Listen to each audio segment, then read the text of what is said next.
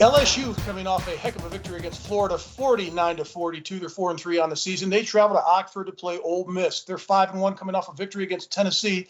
They beat Tennessee 31-26. They're a 9.5-point favorite. But the question of this game is Matt Corral, the quarterback for Ole Miss, going to play? Lane Kiffin's been pretty quiet about it. It's been suspected that he's got a lower leg injury, but no one knows if he's going to play. If he plays in this game, I love Ole Miss in this game because of their offense. They're averaging almost 44 points a game. That's fifth in the nation. But Matt Corral, even last week against Tennessee, 30 rushes for 195 yards. He leads the team with 450 yards on the ground, 5.1 yards per carry. But he's also thrown for a lot of touchdowns this year, which is very impressive, 14 and just one pick. If he plays in this game, they beat LSU. But on the other side of the coin, LSU found their offensive weapon finally, and running back Tyrion Davis-Price had a huge game, 287 yards against Florida on the ground. They finally found their mixture on the ground. They hadn't been running the ball the entire season, but they finally found their key back. In this game, they're going to try to control the clock and run it, but it won't be enough.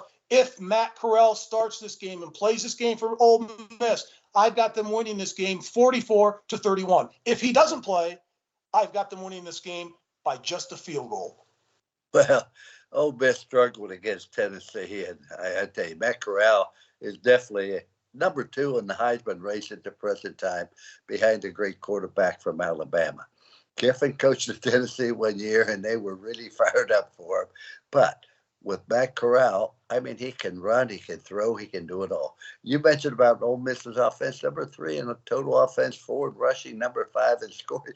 And their defense averages 100 in every defensive statistic there is. So if they had Clemson's defense, there's nobody that would beat them. On the other hand, let's look at LSU. I think the fact that Ed Orgeron is not going to be back at the end of the year is very disruptive. I've been in that situation. What happens, Mark? All your assistant coaches start looking for jobs. They start preparing resumes rather than looking at film on the opposition. They don't do it intentionally, but they do have a family. They have to worry about their future. It was a great win against Florida.